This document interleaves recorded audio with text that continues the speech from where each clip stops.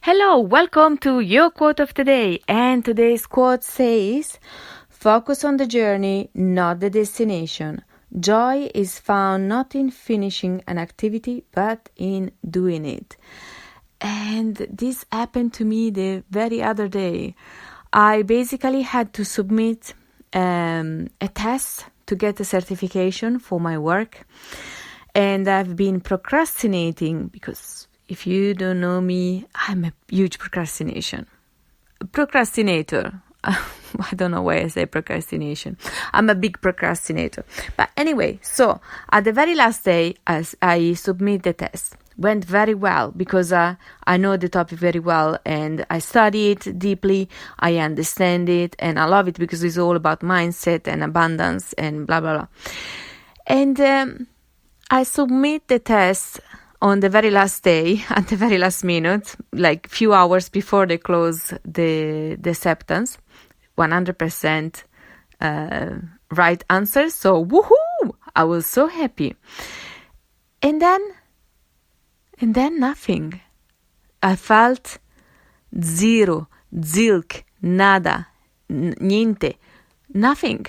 I don't know. I couldn't feel excited, even if it was a thing that I postponed for months because I wanted to do it very well, to get a very good point.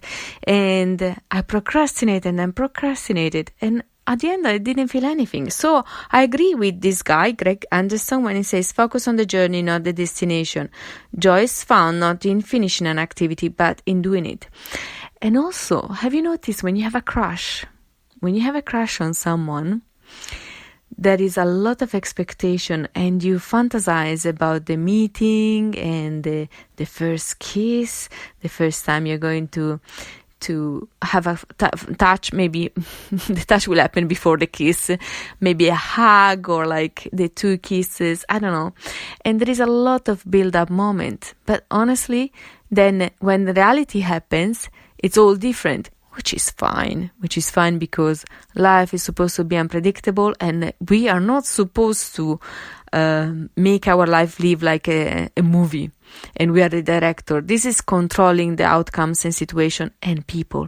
Nobody wants to be manipulated into your own movie.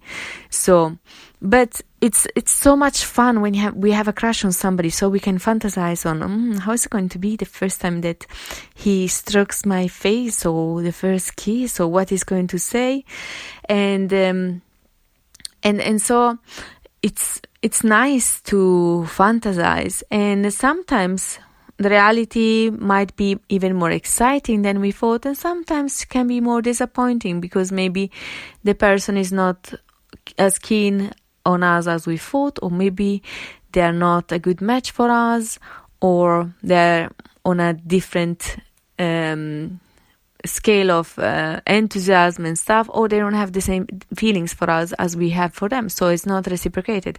There are a few reasons, but honestly, this doesn't mean that we shouldn't daydream and focus on the journey. And also when you're driving, think about when you drive or you walk with a destination, you don't even enjoy the panorama. You just drive or walk from A to B and B to C and C back to A. And you don't even enjoy it. It's like just going places. Instead, I love sometimes to wander around and get lost. I have got lost in places, especially like in London. The few times I got lost in London. But in London it's okay because sooner or later you will going to find a bus or a tube station so you can go home. The one a year ago was ugly because I forgot my wallet at home. But then, okay, you can have your wallet on your phone. Yeah, that's true.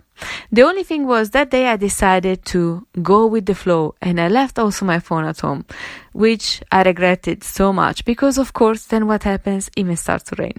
But anyway, now telling you this, I have a story to tell you. I left the home to wander around where I was living. I got lost and I found the bus and I found the right one that will take me to a place I knew, and from there I knew how to go back home. But I didn't have the money. And so I had to walk the journey of the bus to arrive to the point I knew. And from that station, Putney Station, I knew how to walk to the house where I was staying last year, as I was staying at a friend's place. And it turns out that when I checked on the map where I've been, more or less, I checked that I made my journey so much longer because I walked as a V shape to go back to the Putney Station, then walk down. So I was much closer than I thought, but I had no idea which direction to go. But still, that maybe wasn't that positive experience. But now, for example, in lockdown, how many times have you left the house just to wander around and enjoy the birds singing, enjoy the breeze in your face? You didn't have anywhere to go, most likely, because unless you were going to a supermarket, everything else was closed. So you enjoy the weather, you enjoy the birds, you enjoy meeting people on the street. Well, some of them will smile at you, some of them will look at you like you had a green skin and you were scary and to be avoided as hell. But you get my point. It was mostly pleasant to go out, for me at least. I hope also for you. So, and when you drive as well, when you take it easy, you enjoy the panorama, you enjoy the trees, etc. When you run from A to B, B to C, no, you don't enjoy the panorama. You don't even know what you drive past by because you were concentrated on going to the destination, and your chatterbox was probably saying your to-do list and was reminding you of something ugly, unpleasant that happened last week, blah, blah, blah. No, guys, try to enjoy more the journey because that's the most fun part. And sometimes when we arrive at the destination, as it happened with me in the test, we're not excited anymore. I didn't even want to celebrate, but I did celebrate at the end because it was a big achievement for me, as I've been postponing this exam for a few months. But I wasn't excited about it anymore. I felt like, so now what? So enjoy more the destination. And if you like this podcast, please like and subscribe. Talk to you soon. Ciao.